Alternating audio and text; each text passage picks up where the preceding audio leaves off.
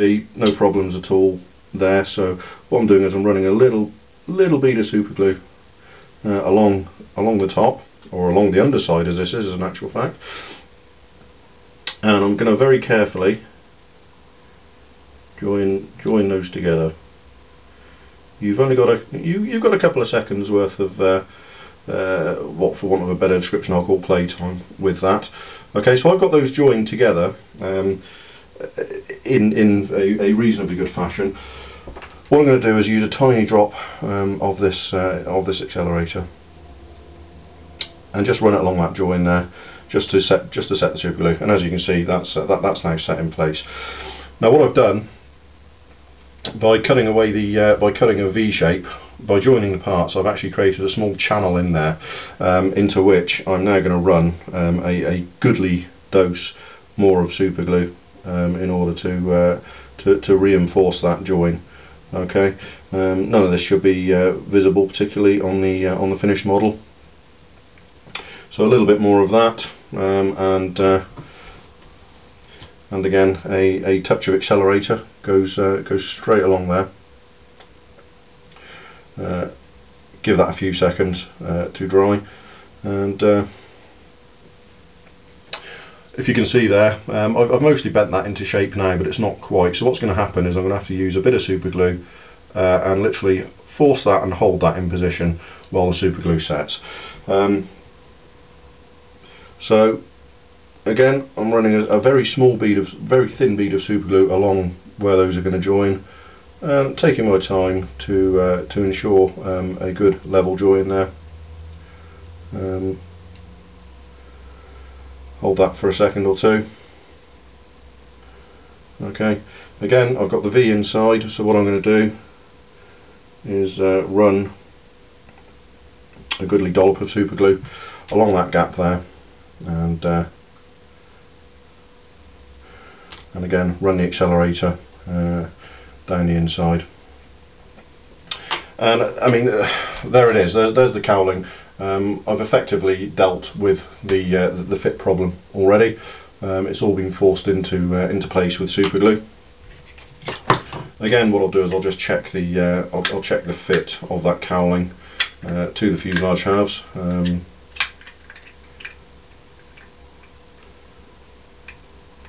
Again, for whatever reason, these fuselage halves are actually a little bit warped as well.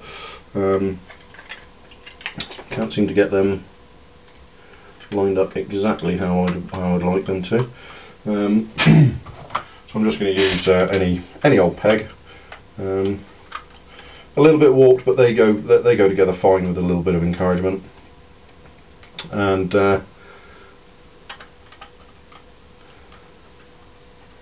yeah, I'm very happy with that. So that now slides over there. In actual fact, is an interference fit over the fuselage halves. As you can see, it pings off. So that's going to need some proper gluing when I come to the end of construction. But overall, that's flexed a little bit into shape on the fuselage. So that's the first immediate problem with the model. Excuse me. Dealt with essentially. The only thing I'm worried about now is how the nose ring is going to fit on, which I'm going to proceed to without any further ado, because I think it's better if we deal with this kind of issue straight off. So what I'm going to do is I'm just going to sand the forward edge where the cowling ring is going to locate, okay, just to make sure that I've got a perfectly flat surface. That way I can get the cowling ring on, deal with any fit issues, and from there on out I can deal with the cowling as one part. There's that part. Looking on the instructions here, we need part E14. I believe there's only one cowling ring for this model. There it is there, E14. So let's just have a look, see how it's going to fit. Just making sure I trim back all of those. So this is a moment of truth, because with the distortion on on the main cowling there. It's obviously going to be a bit of a crapshoot as to how well the cowling itself fits. He says supergluing himself to a piece of masking tape. If I had a brain, I'd be lethal. Fun with superglue. Right. Cowling only locates one way. It's narrower at the top, wider at the bottom to account for the air intakes at the bottom. And I can I can tell you now that this is going to be a pretty appalling fit. Although having said that, having expected the fit problems, pushing that home has kind of flexed the cowling to meet the cowling ring in a far better way than I expected. There's still some significant fit issues around there. What I'm going to do is introduce you to a little friend of mine that I've been working on recently. I do have this this black super glue that I get from Rainbow 10 in Japan. It's made by Wave. It's a black super glue, gap filling. You can use it for, as it says, gap filling, and it dries not quite as hard as normal super glue.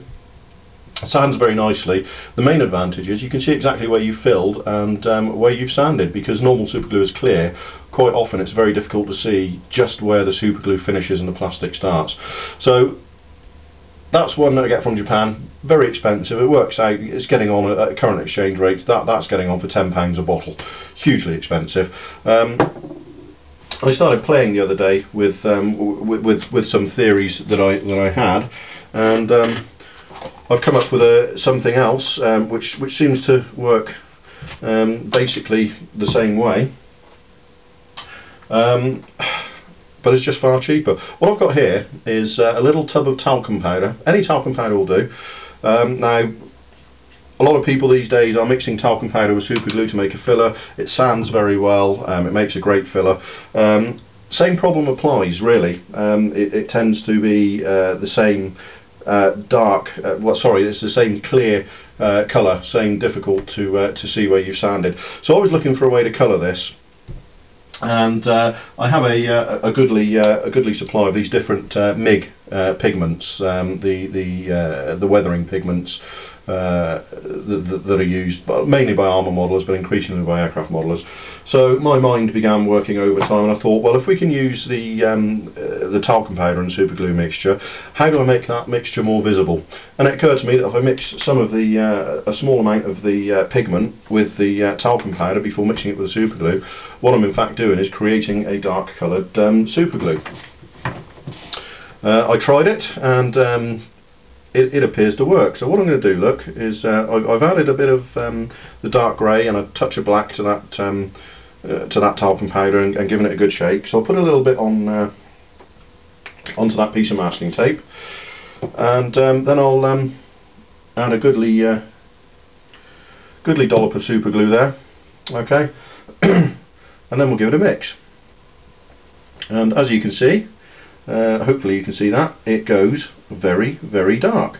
It makes a good fine mixture. It's got all the mixing and the filling qualities of the normal super glue talcum powder mix, only it's very dark. It's very, very visible.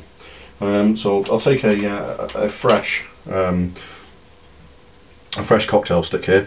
This cowling is basically the cowling ring here is an interference fit.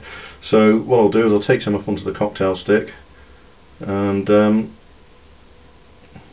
I'll run it around that joint. I'm more or less resigned to the fact that all this marvellous rivet detail is going to disappear in the sanding operation, because this, to be fair, is not a great fit. You might have noticed that mixing the talcum powder with the super glue doesn't set as hard as it would if you were using something else to mix it with. Bicarbonate of soda, for instance, sets super glue instantly and very, very hard, rock hard. So talcum powder, you've got a fair bit of working time. You can see this has been, what, a minute and a half, 2 minutes, and it's still perfectly workable. So I've run that all around that join there. What I'm going to do